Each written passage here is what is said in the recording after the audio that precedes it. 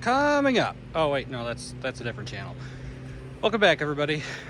So we got a new project to work on. This is a 1991 850i E31 chassis.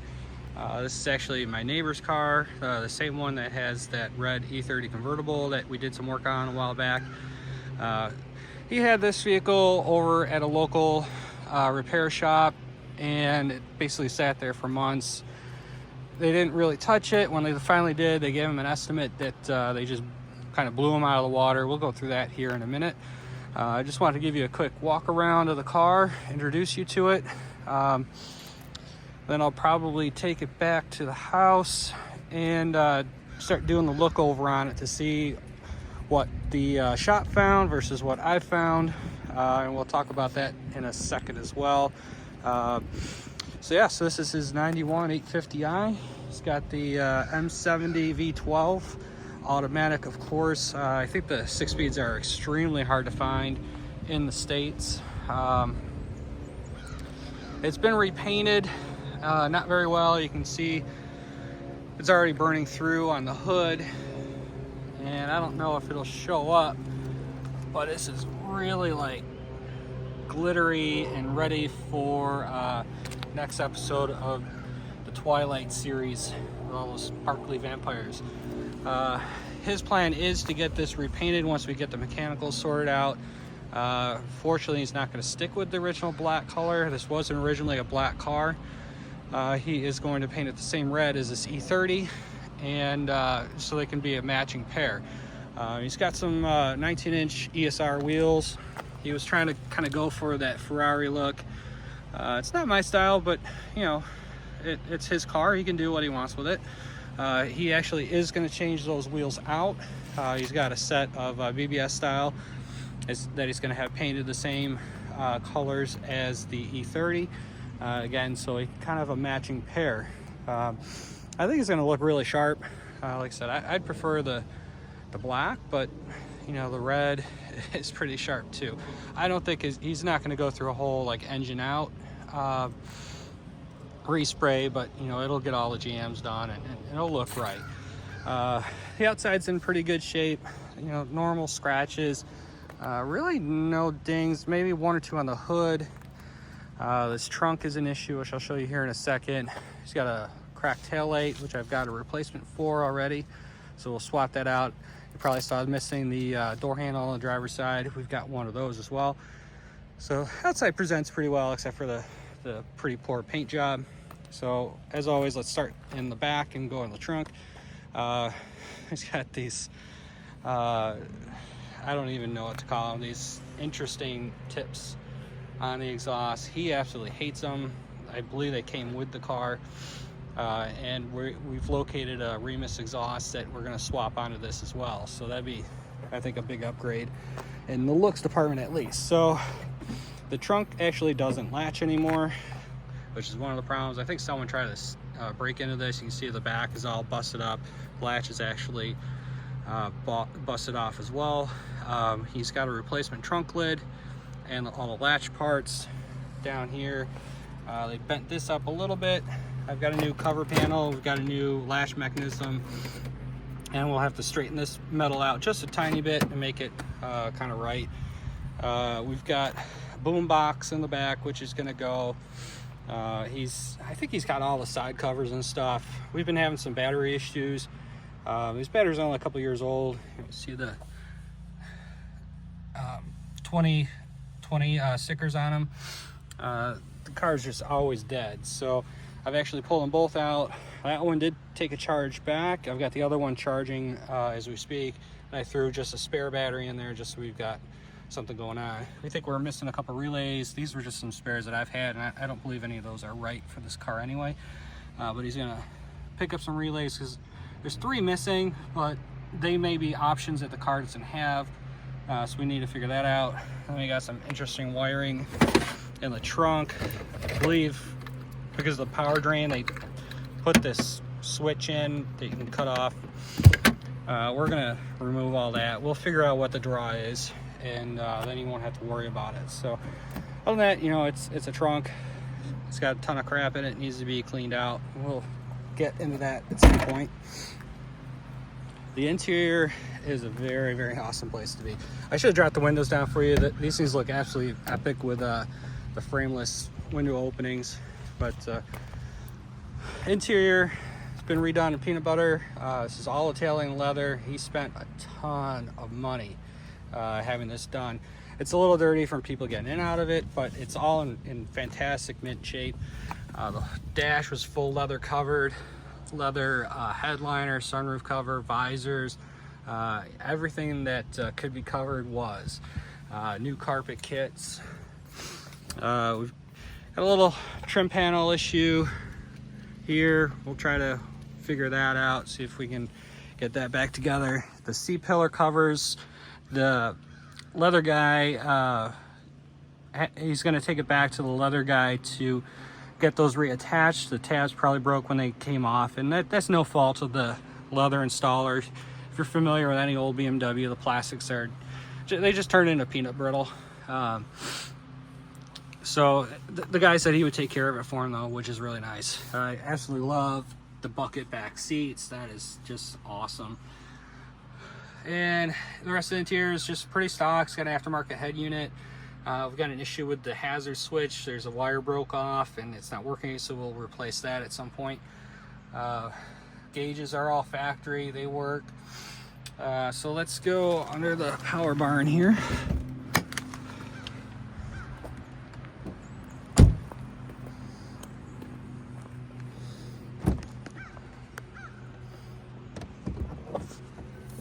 All right, and here we have a glorious V12.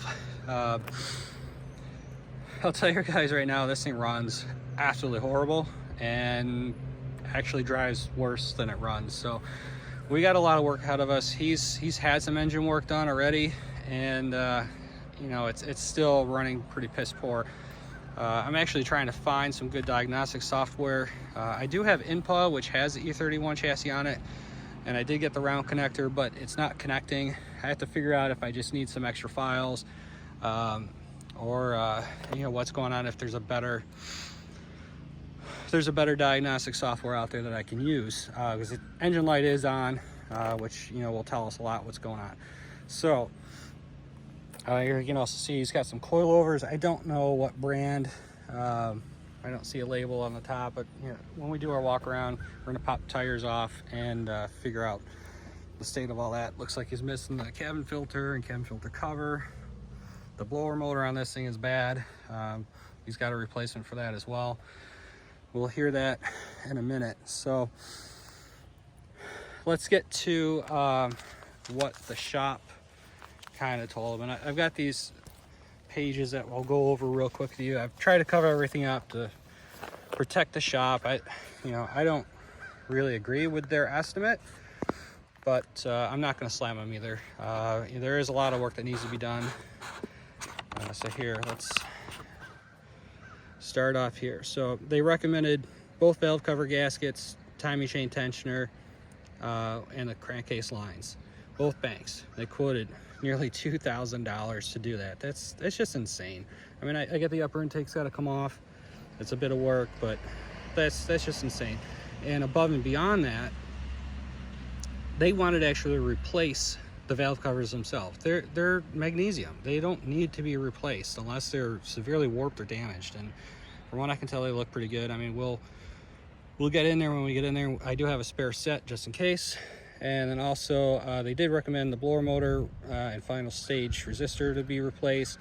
I mean, it is noisy. It is not operating properly. You know, the labor on that's probably pretty fair. You know, that's what, $200 an hour. That's under 3 hours of labor. Let's see, some recommended service, brake fluid flush, and that's pretty standard. In the back, there's lower control arms. The bushings are separated. Again, the labor, I don't think it's too bad. That's, you know, barely, you know, 2¼ hours or so. Let's see, evac recharge the system. Again, that's a pretty standard price. They wanted to replace the drive shaft because the CV boot where it bolts to the diff is leaking all the grease out. You can actually get a replacement CV joint from FCP Euro that's not too expensive. And again, look, labor only, 800 bucks just to remove a drive shaft. I mean, I get the exhaust has to come down with some heat shields, but 4 hours of labor, that's insane. There's a door seal that's missing. They need to adjust one of the back windows, because I'll show you that here in a second. They're not lining up too great. And one of the bigger problems, this thing's got some delayed transmission engagement, and they want to replace the whole transmission. The labor is probably not too far off. I mean, you figure that's 8 hours of labor. I don't know what book time is, but that's kind of fair. But you know, if they're already pulling the drive shaft off, you know, a lot of that labor should have been already absorbed. I disagree with the transmission replacement diagnosis, however. The only issue this really has is when you go to take off either forward or reverse, there's some delayed engagement, so it kind of revs up and then catches. But once you actually start moving, the transmission's fine. It never slips in gear, doesn't have any issues in that regard. So I'm thinking it's more of a low fluid issue and needing a service. So we're going to start there first before we jump the shark and go ahead and throw a new transmission in it. So we do have a replacement transmission if we do need it. Coolant service, I mean, that's standard again. There's a coil bracket that's broken off, needs to be rewelded, and I'm not sure why they're wanting to replace the brake master cylinder and accumulator. I don't know if they're leaking. We'll have to kind of look at that. And then the trunk latch assembly that we discussed before. So that's kind of what they recommended. I think it was all in about $7 grand of work that they wanted to replace. Here you can see how the door doesn't quite fit right. And I think the main issue is just this quarter glass.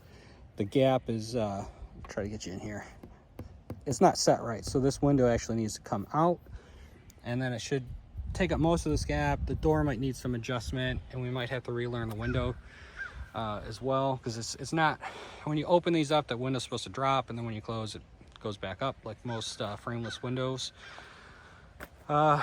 So my issues with the diagnosis, I already talked about the transmission. I don't think it needs one. I think it just needs a servicing. We will start there.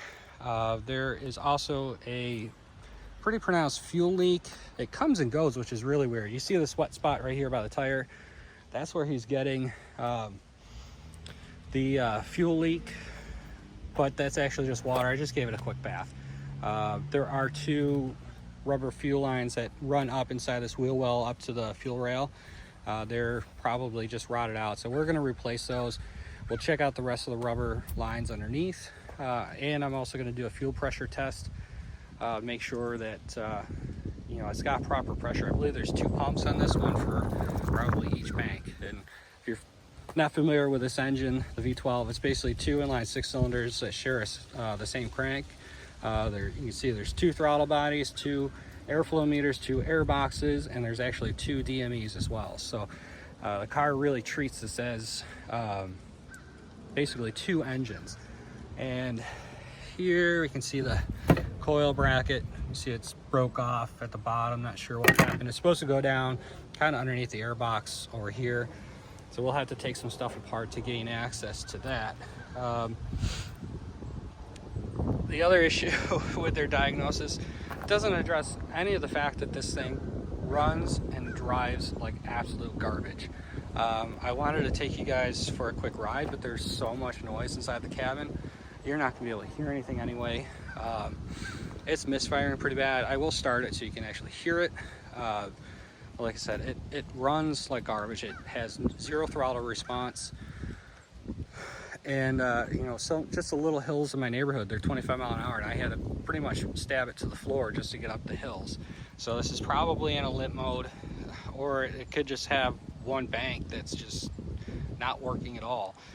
So you know, $7,000 that they quoted, and the car would still run like garbage. The other issue, I think they might have mentioned this on a different sheet. There's a heat shield that's hitting the drive shaft, and it's noisy as hell. It sounds horrible.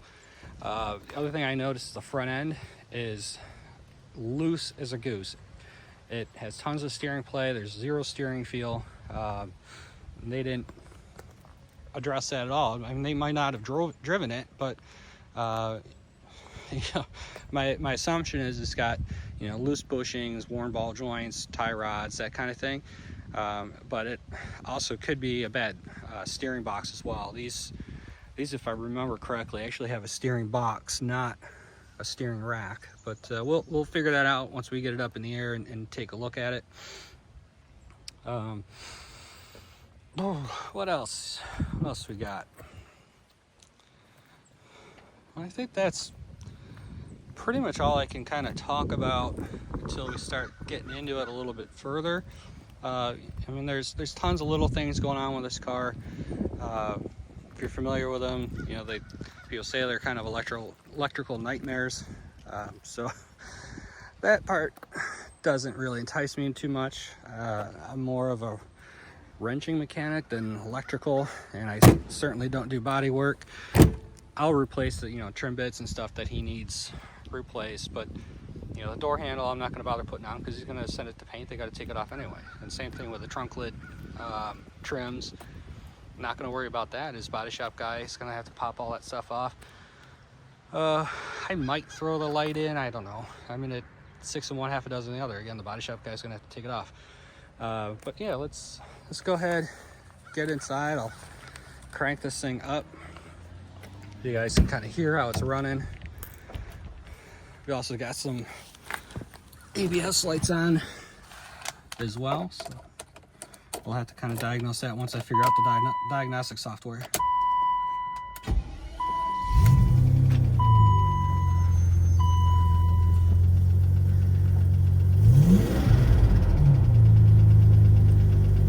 So she's still a little cold out, so you know, I'm not gonna beat on her too much. Throttle's responding a little bit right now.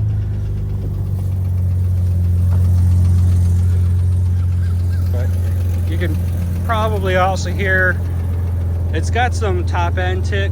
These are not unknown to have some issues with the lifters. When we get the valve covers off, we'll be able to see them. From my research, the good news is that you don't actually have to remove the cams in order to get to the lifters, so that could be something we address. Could also be low on oil. You know, we haven't really checked that stuff out yet. I don't know if you can hear from the exhaust. It's not misfiring too bad right now, but when I first brought it over here, it was pretty bad. It said absolutely no power, no throttle response. But all right, let's take this back to the house. I'll try to bring you guys along here. Like I said, you're not gonna be able to hear much at all. You see the check gauge light on, the SRS light's on. The ABS light went out, that's good. And then obviously the check engine light that we have to figure out what's going on. Here, I'll give you a listen to the blower motor.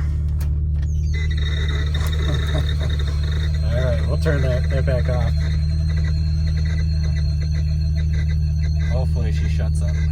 All right, there we go. It's just about done. It was screaming the whole time I drove over here, even though it was off. So we definitely need to address that. You know, once we start working on the engine area, I got to take those upper intakes off in order to get to the valve covers anyway. So that'll open up more room. Although you don't need to do that to get to the blower motor, it'll just be a lot more room. So we'll just do it then. And we're not driving it as a daily anyway, so. Oh, she's idling okay right now.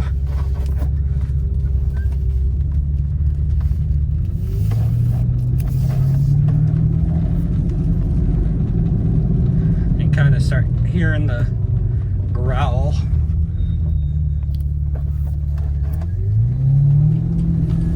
don't know if you could pick up that little flare before we set off. I'll stop up here in a second. You'll hear it again. You can hear that drive shaft being rubbed all the bits. So I'm not going to take this out on the road anywhere. But here, let me stop and see if you can hear the flare up, and then it takes off.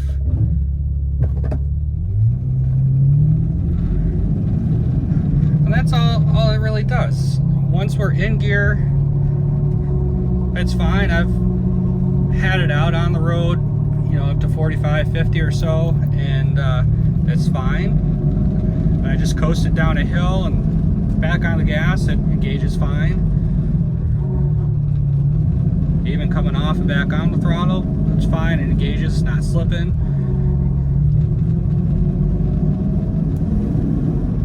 She's got a little power back again. It was so bad when I took it over the spot to start filming.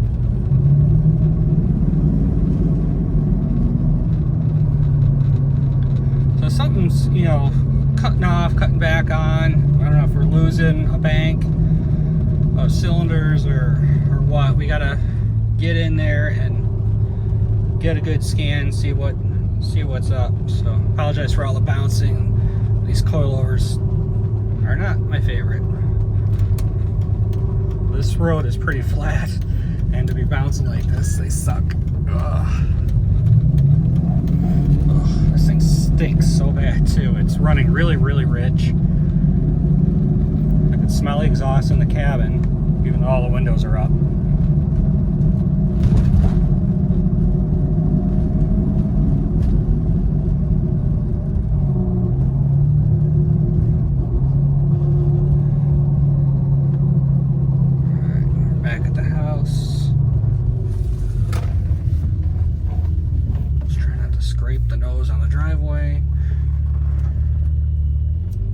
This isn't as low as, oh, there's the bottom.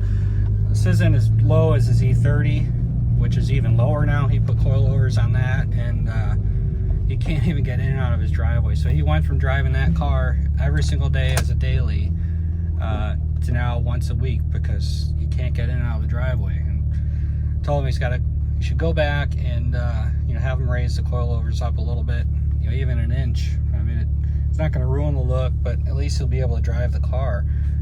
Here you can see now our anti-lock brake lights on. We've got some pixels that are dead in the cluster. I don't know if we'll tackle that, you know, at some point. Radio, that's all dead. HVAC was stuck on heat. I don't know if that ever got fixed. We might have to take a look at that as well. And then we got some trim up here. This sunroof cover, the tabs are broken on it. You can see it was someone tried to repair it. It cracked here as well. Then they'll have to either recover whatever one he gets or transfer that leather over. So a little bit of trim work. But other than that, I mean, the interior, I mean, I absolutely love this peanut butter. They did a fantastic job. So I think we are gonna call this video done. It actually went a little longer than I thought it would.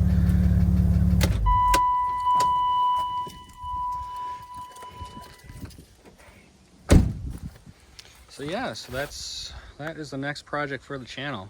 We're gonna dive into this. I guess the next video really will be the shakedown, because otherwise this will end up being an hour long. So we'll call this video done, and we will see you guys next time once we get this into the shop and start working on it.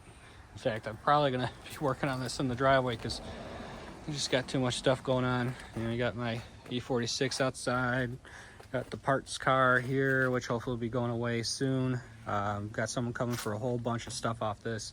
He wants to buy the top, the whole interior, including the seats.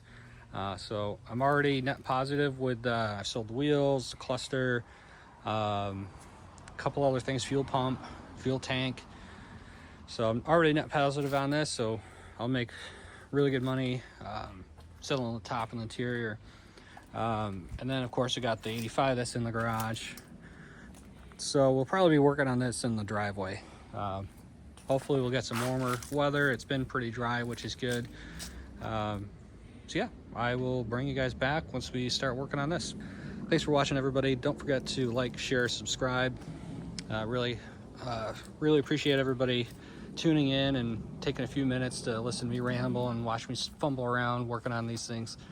So I will catch you in the next one. But wait, there's more. I just thought I'd add a little quick minute to this video. Bought this Group M intake off of Marketplace the other day. These are pretty expensive. They're like almost 800 bucks brand new. Got it for about half of that. It's used. I'm missing the 2 clamps for that little elbow, or that coupling, so I'll need to pick some up. I thought I had some in the garage somewhere. I mean, I probably do, but I need to find them. We've cleaned everything up, cleaned and oiled the filter, but I just want to give you guys a quick peek at it, and maybe we just do a quick little startup and see what it sounds like. All right, and this is totally cold, so I can't get too crazy with it. All right, the idle sounds pretty much the same. Give her a little rev. Oh, I heard a little bit. Oh yeah, she's a little throatier. Yeah, let's just go take a quick little drive, see what it sounds like under load. Alright, got a little heat in it, so we can go for a little romp here, get around this corner.